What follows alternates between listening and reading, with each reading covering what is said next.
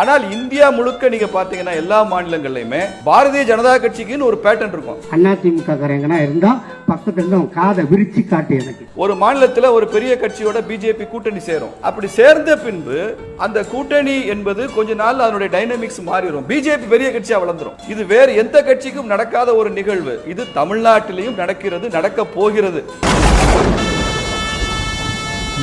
என்னையா சொல்ற நீ? என்ன சொல்ற நீ?